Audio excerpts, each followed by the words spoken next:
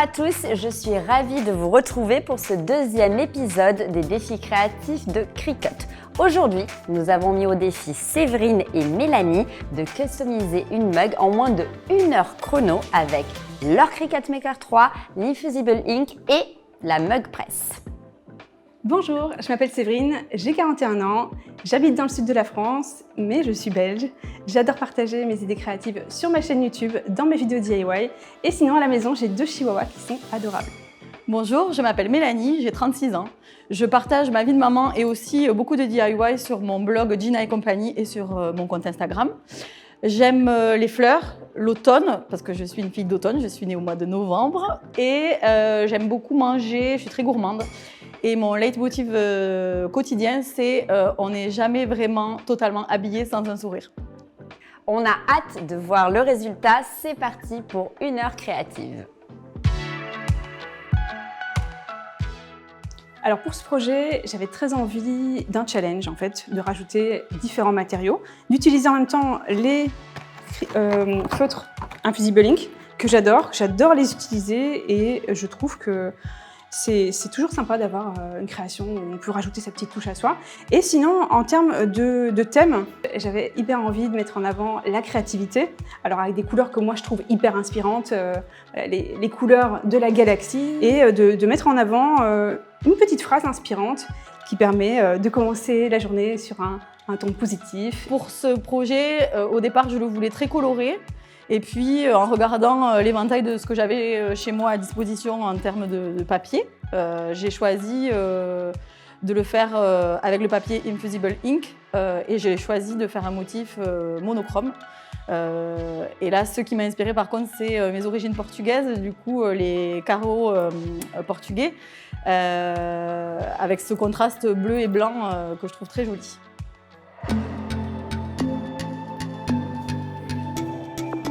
Alors en fait là j'ai pris en photo le torchon de ma mamie, de ma grand-mère. Je redessine les fleurs par-dessus la photo du torchon. Du coup j'ai dessiné les fleurs et aussi le texte, enfin le motif en entier sur Procreate qui est assez accessible en fait même pour les gens qui savent pas, qui sont pas graphistes ou qui font pas d'illustration sur ordi ou sur tablette. Alors là j'ai découpé donc un rectangle qui me permet de découper une partie du texte qui est un petit peu en italique.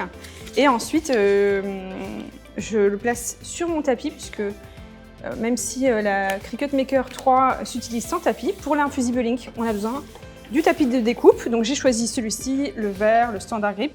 Donc c'est bon, j'ai rentré le matériau de base. Là, je suis en train de coller ma feuille d'Infusible Ink, mais faire en sorte qu'elle soit qu'elle adhère bien au tapis pour justement que la découpe se fasse correctement. En plus, dans mon motif, il y a plein de petits détails, donc si la feuille n'est pas bien plaquée sur le tapis, elle risque de bouger et donc ça risque tout rater. Enfin, ça risque de rater la découpe. C'est parti, donc ça y est, la machine va faire son travail. Alors c'est parti pour la deuxième découpe, qui sera en violet cette fois-ci.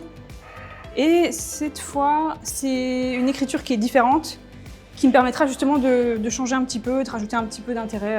Ça donnera un côté un petit peu plus lisible. Donc pendant que la machine découpe, je me prépare des petits morceaux de scotch résistants à la chaleur que je vais utiliser après pour bien fixer mon motif à la tasse. Donc je vais me mettre à écheniller, c'est un peu long parce qu'il y a plein de détails. Donc du coup, pour gagner du temps après sur ma créa, je vais allumer ma Mug Press. Comme ça, elle va pouvoir chauffer et se mettre en route. Et une fois que mon motif sera échenillé et plaqué sur la tasse, il n'y aura plus qu'à le mettre à l'intérieur. Je le fais en 2 fois. Donc là, je commence par le texte et je me suis servi ici du scotch thermorésistant et je centre bien. Je passe ici à cette partie qui sera à peu près ici. Ici, je centre par rapport à l'autre partie. Alors si les scotch vont les uns sur les autres, c'est pas gênant du tout. Il faut juste pas que le texte aille sur l'autre scotch, parce que sinon évidemment il n'y aura pas de transfert. Donc là je regarde juste si c'est à peu près bien centré. Ici aussi.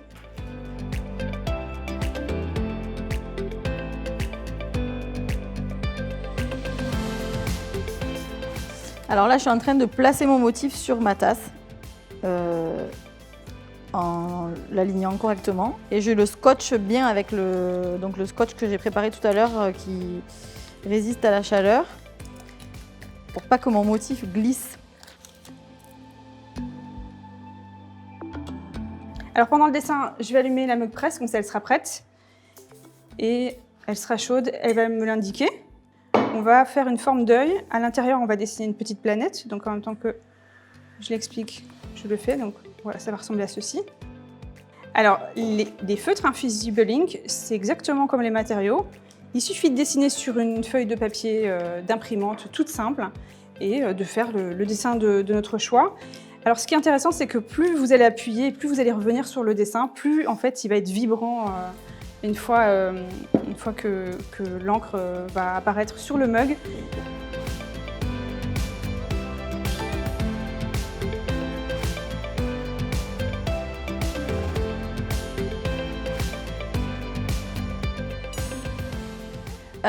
Du coup, ça a bipé, donc ça veut dire que c'est prêt.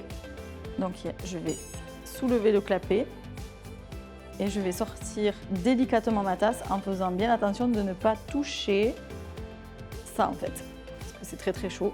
Donc la hanse n'est pas chaude du tout, mais ça oui, donc on ne prend pas son mug avec la main dedans.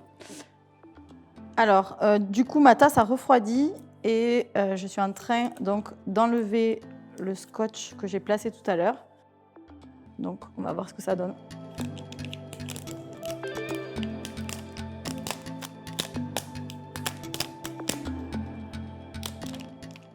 C'est le meilleur moment ça. Et voilà.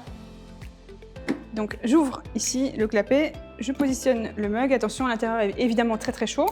Je ne touche que la anse et je le place à gauche.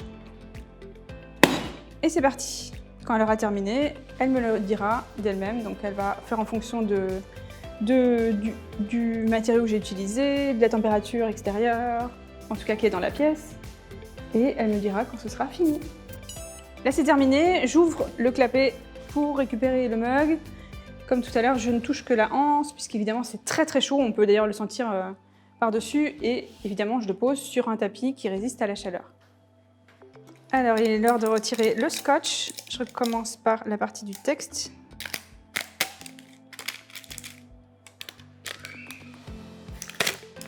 Et voilà! Le texte d'un côté et le dessin.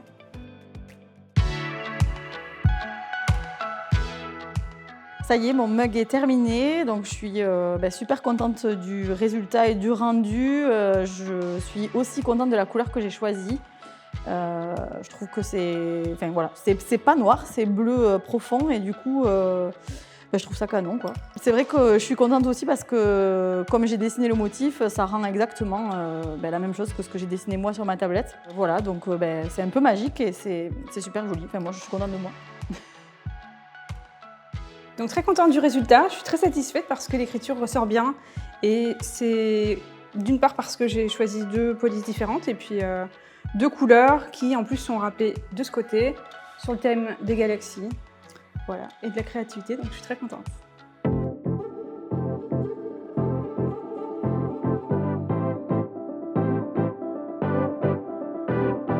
Elles ont toutes les deux dessiné leurs motifs avec deux techniques différentes et j'avoue que c'est difficile de les départager. À vos votes pour choisir votre création préférée et rendez-vous très bientôt sur la chaîne YouTube de Cricut France pour découvrir les résultats.